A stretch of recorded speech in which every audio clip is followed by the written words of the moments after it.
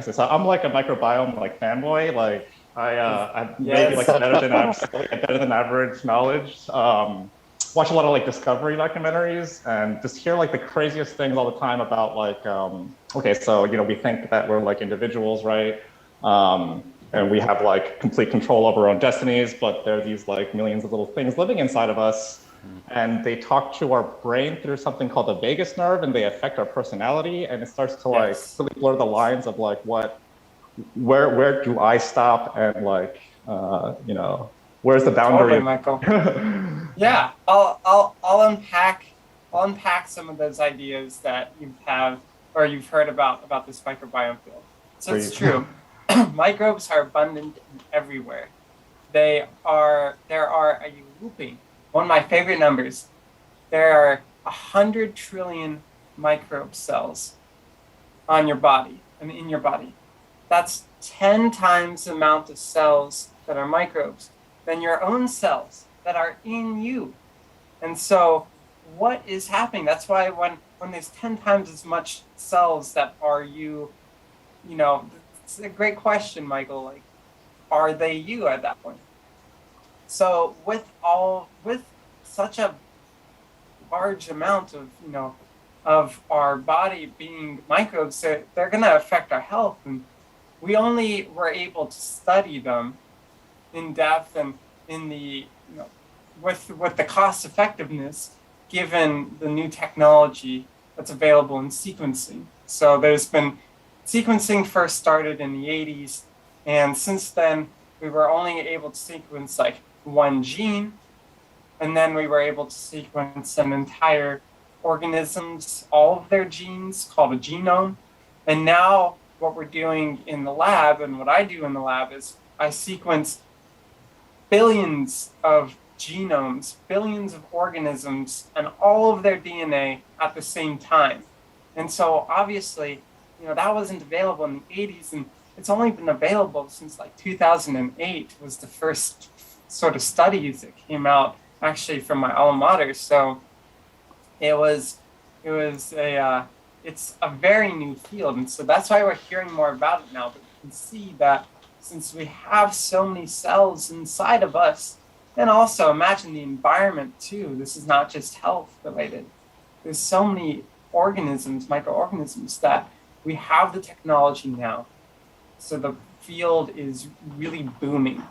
And what we can do with that field in research, in health research at least, is to start looking at how it affects disease and how it affects our lives Wait, and our so diets too. so is it fair to say that the reason why, recently we're kind of unearthing all these trends about and knowledge about microbiome is just that we didn't know they were there, or did we know that they were there and just couldn't have the means to properly study them? I think we always knew microbes were around us. Um, some areas were harder to get to, so like I don't think it was always known that we had microbes in our gut, but it was always known that eating soil, your mom didn't let you eat soil because you could catch like a virus or a bacteria. So I think it's always been known, but we just didn't know how much there was, and didn't know, how much they actually affect us in our lives and affect the environment and nutrient cycling there too. So do you specifically study the correlations between like the genetic makeup of your biome and health effects? Yeah. So here at the Benioff Center for Microbiome Medicine at UCSF, we're a pretty new enterprise, and so we study how microbes in your gut, specifically in your gut, but also we study skin microbiology and microbiology on this, like your nasal cavity, everything, and how it relates to disease. So my PI, which is pretty much my boss, her name is Dr. Susan Lynch. She's a director of the center, and she studies how your gut microbiome affects your airway microbiome, which affects asthma. So that's one thing that we can correlate, just having the presence of a few different types of bacteria, good ones and bad ones, can affect whether or not you'll get asthma later in life. So this is the potentials of the field. Asthma, I'm studying depression, if there's any links between depression, and we don't know yet. That's why I'm studying it. Depression and, a big one is irritable bowel syndrome or Crohn's colitis and ulcerative colitis. Those are autoimmune diseases that affect the gut. So that's a big area of research too, that a lot of people suffer from. Would you say that your gut microbiome is kind of like your second brain or second immune system? Is that a fair thing to say? I would say both. That is actually a really great point, Sahil. So there is this belief, as Michael pointed out when he was, fanboying, that there is this gut-brain axis. What you eat affects what your microbes produce. These are called metabolites. They're proteins and stuff that they produce, but these proteins could bond to receptors and affect how your brain works. So I'm studying if the microbes produce any serotonin, because serotonin is linked to happiness, and happiness could tell us more about maybe our microbes are affecting our depression. And so there is this gut-brain axis that is talked about in the field. And also, there's this gut immune system axis where our microbes interact, pretty much can sometimes influence or take over our immune system. And so the presence of some microbes can trigger an autoimmune response, whereas other microbes can really help us, prevent infection. So it's the fact that, it is really highly affecting our own health in our brains and in our immune system. Actually, one question I wanted to ask is that I've noticed since I've been changing my eating patterns that the foods I crave have changed, and I'm wondering how much of that is due to my gut microbiome and how much of that is due to my brain, or how are they connected? Totally. So I'm sure, listeners and you all are interested in, is what I eat affecting, these microbes, which you just told me affect my brain and my immune system? The answer is yes. Yes, it really does matter. There's studies that looked, and I've seen, just like a bunch of scientists got together and they're like, oh, you're a vegetarian? Okay, go on this side. You're a meat eater? Go on this side. And they compared their microbiomes, and sure enough, are extreme differences. And more often, there's a lot of inflammation in meat eater diets and a lot less microbial diversity. So diversity is important to keep, just like it is in a forest. The more species there are, the kind of more, balanced things. And so when you don't have a lot of diversity in your own, forests of your gut, then there's going to be a lot of problems in your immune system, gut-brain axis. And so we want to keep up that diversity. And what type of diets keep up that diversity? But researchers have found Mediterranean diets are more vegetarian, plant-based diets, not vegetarian, but plant-based or Mediterranean diets are generally sometimes even prescribed to try and help create more balance to that forest of the microbiome of your gut. Is there a belief generally that certain foods are good for certain people, and the same foods that are good for some people might be less healthy for others, and that's linked to aspects of our microbiome as well? Right. So the same story, foods, and you can substitute probiotics. So, and I'll also touch base on probiotics after I answer this question. So your microbiome is different than my microbiome. And it's also a product of where we live. We live in an urban environment, people who live in rural environments, and people who live more, agricultural or non-Western environments have different microbiomes. So what we eat and what we need is going to be different. If we're just talking about nutrition in general, and also if we're talking about our microbiome. And in the case of probiotics, similarly, if there was a true probiotic that worked, it would be catered to the individual. So, the fact that I might need bacteria X, but you need bacteria Y to be healthy. And so a probiotic that's given out on the market that just has bacteria A won't help either of us. Or maybe it'll help me and not you. And so most probiotics, I was talking with my my postdoc, who's my supervisor, who's got a PhD. He worked in the probiotics industry, and he said, "Man, probiotics don't do anything." He was very straightforward about it. Probiotics don't do anything because they're not specific to the individual. Yeah. I was just wondering, do you happen to be familiar with Korean, like Eastern, the Korean version of Eastern medicine? Yeah. Okay. I also do some plant medicine myself. Because I had the funniest experience when I saw one for the first time, and basically, I guess that's very strong in their medical belief that certain foods are good for certain people, but they could be make another person deathly ill, and they feel like they can tell which type you are by feeling your pulse, which I think is silly, but I think it's interesting that the main indicator of whether or not it's working is how healthy your fecal matter looks. True. So are fecal transplants magical? Because I've heard they're magical. Yeah, honestly, I work with a lot of poop every day. It's definitely the shittiest part of my job. But with that pun aside, it does affect your stool is what we call it.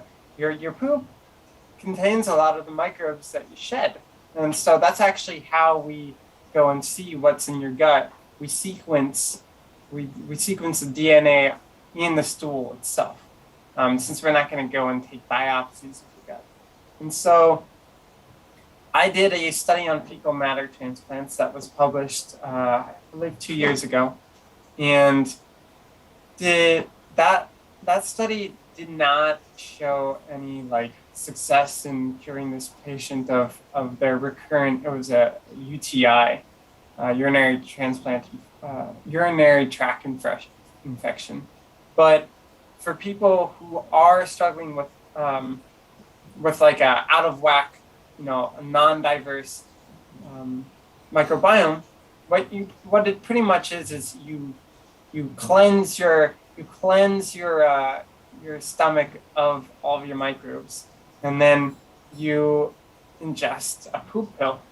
And in some cases, it really helps and it really works, and it'll cure people of their IBD, irritable bowel syndrome, or their colitis, Crohn's, or any other autoimmune disease, or just something that they might have. What it's used for most is C. difficile, which is a C. diff infection. That's the most common cause of diarrhea now. And so that has actually really helped, but in some cases it doesn't. So it's one of those areas of research that we're still figuring out, but it's definitely really cool. Can I ask you about the craziest thing I ever saw in a documentary, which was Yes. The documentary claimed that there was evidence that fecal transplants in mice showed improvements in signs of Parkinson's, and that early signs of Parkinson's can be constipation and other gut-based syndromes. Yeah, so the microbiome is linked to a bunch of neurological disorders. Linked, though. I wouldn't go ahead and say causes, but there are correlations. So in science, there's cause and correlation. The two are two big differences. Very they're misinterpreted in media a lot. And so causes something, causes a disease, correlates, which I'm sure you guys are familiar with. But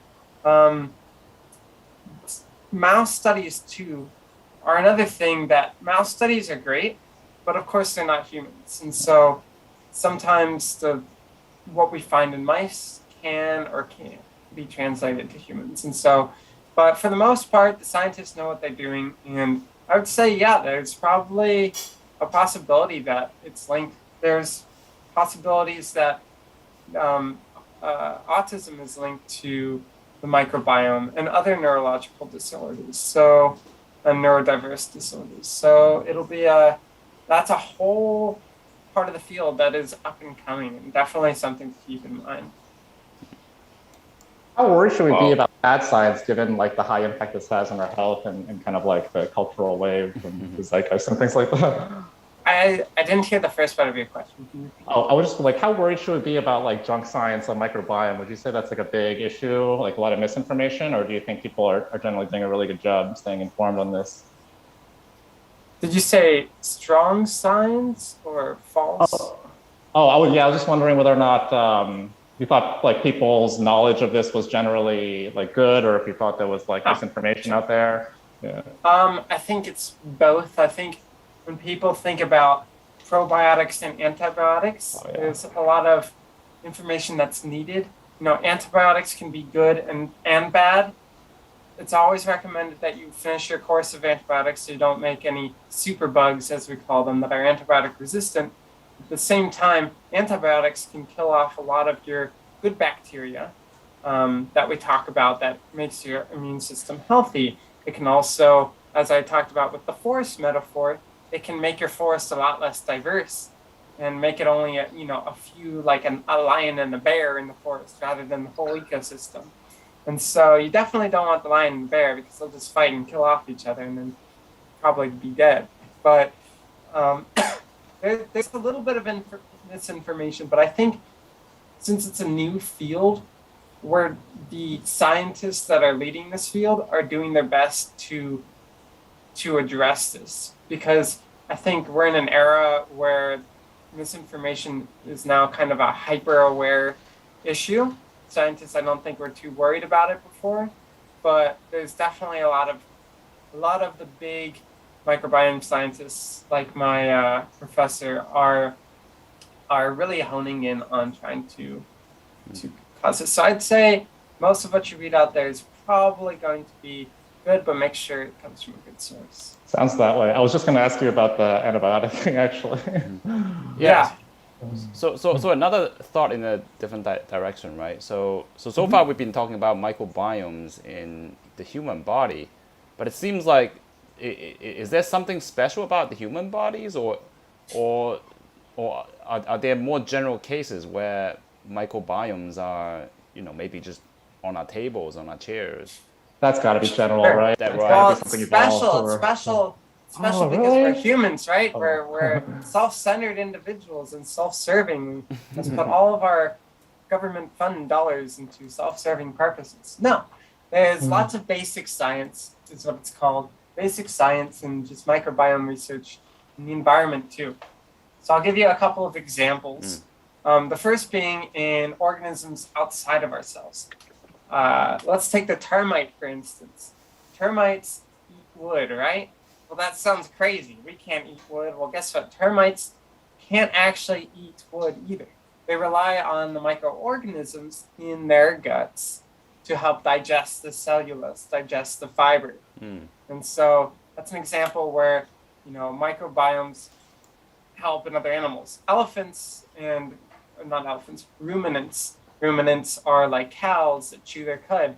They also rely on all the microorganisms similar to the termites in their 6 guts that they have, 6 stomachs, and that helps also digest the grasses and stuff that we can't digest normally. So there's an example of microbiome showing up somewhere else, and honestly, those can be used and employed. We should touch base about the different ways that the microbiome research can be used, but I'll just finish up by saying the other example that I wanted to talk about. So we got the animal model, and we also have microbiomes that exist in lakes. So knowing if you have a lot of a bloom in, say, a bloom is like you hear like an algal bloom, algae like taking over a lake. Well, microbes can do the same thing. Microbes can take over a lake, and then, of course, just like the forest metaphor, if you have one that takes over the lake, then the lake won't be healthy because it's not very diverse. And so that'll affect the plankton that eats the microbes, which will affect the fish that eat the plankton, stuff like that. And so those are some other areas that we do research. And I can talk about, we'll see the direction where it goes, but I can talk about also my research that I did in kind of the extremophile environments, and then I can talk about kind of implications of microbiome research when you want. Yeah. Perhaps, I'll go ahead, Tim. Sorry. Yeah. Perhaps perhaps we can try to stay to our question, our title. Yeah. Like, how will microbiomes change the world? It seems like microbiomes are everywhere from the description, and it affects everything. But it seems like we're just beginning to appreciate kind of the roles that microbiomes play. But do we have more specifics? Like, like what if maybe in the future I can swallow a pill and I can eat like wood or something like that? I want to eat grass so badly. Right, straight up. Honestly, so yeah, I sent around to the people on the show. I sent around a infographic that kind of contains these like all these different areas where microbiome research can be applied, and I'm going to go through that. I don't think I can share my screen, but I'll go through that circle and kind of show and talk about like the implications. So first, of course, you have the human system. So microbiome affects nutrition, and nutrition, what you eat and the diets that you eat will affect your microbiome and your own health, and mental health too. And so that's an area of research that some researchers here do, is kind of how you can have a good, healthy diet, not just for your own body's nutrition, but your microbiome's nutrition, so you can be a happier person. Then there's microbiome related to disease. And so, if there's a microbe that can, like I talked about with asthma, so that's how the microbiome can help you prevent you getting asthma early in life, depending on what you're exposed to, like house dust and such. So there's areas we can work to improve the microbiome, to improve or prevent disease. There's also a lot of medicines that we can get from microbiomes. So there's a few researchers over in San Diego, Paul Jensen and Jack Gilbert, that are mining microbiomes in the ocean, actually, just as for whatever reason, the ocean soil sediments, and they are mining them for potential drugs. They're going through their genes and seeing, is anything here? Can we use it to, say, as an antibiotic or something? So that's another area. So that's kind of the human side of things. We switch over to the environment, which is the second point I'll talk about. The environment, we can monitor our water contamination through the microbiome and see if there's any pathogens in the water. We can monitor the soil health, if there's enough microbes that help interact with the plant roots, and because we know that plant roots, they house bacteria sometimes inside the roots themselves. So bacteria are really important to plant health, and so that's another aspect. And also pollution. What microbes are spread across in aerosols that are coming out of maybe factories and such like that, and do they affect us? And the answer is yes. As far as asthma goes, the pollutants are not just causing our lungs to get black, but also are affecting our microbiome, which is causing us to become sick.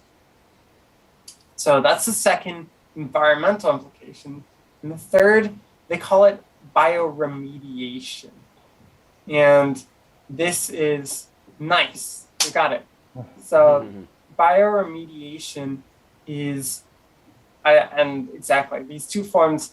So you can use microbes to produce fuel, which is just hydrocarbons, and use them as kind of like in themselves a factory. So you just throw microbes on sugar or whatever food you have for them, and then if they're the right microbes, they'll produce oil, and then you can use that oil. And there's actually a great spot over in Berkeley called Biofuel Oasis that literally has gas pumps with biodiesel in it. So I don't think that it's going to be a long-term solution, but it's a really cool concept. Lastly, there's some researchers like Dave Valentine over at UC Santa Barbara who are taking microbes and just throwing them on oil spills. And not only do they eat the oil and clean up the oil spills without having to burn them, without having to, put a bunch of pollutants in the water, but they actually have been shown when the oil washes up on the beaches and you put the microbes there, they actually have shown that they turn the oil into other natural products that life can actually use. And so it actually promotes growth and plant growth and fungal growth than just leaving it and having it be a barren desert. So these are kind of the implications of how microbiome research can change the world. It sounds like maybe you can put some of those microbes on plastic. Maybe, does it work on plastic as well? Why are microbes so uniquely good at like doing chemical transformations that seem so difficult for humans? I don't know much about chemistry, but I think they could ask the same thing of you. Why are you so good at being intelligent and having neural network when they just have one action potential? So it's just a numbers game. Like there's enough organisms, you're going to find something that processes this into that. Yeah, just diversity of evolution. Wow. And also, I think the most important thing here is collaboration. It's something that we talk a lot about in the workplace, and I don't think humans are super good at it, but microbes do it. It's a way of life.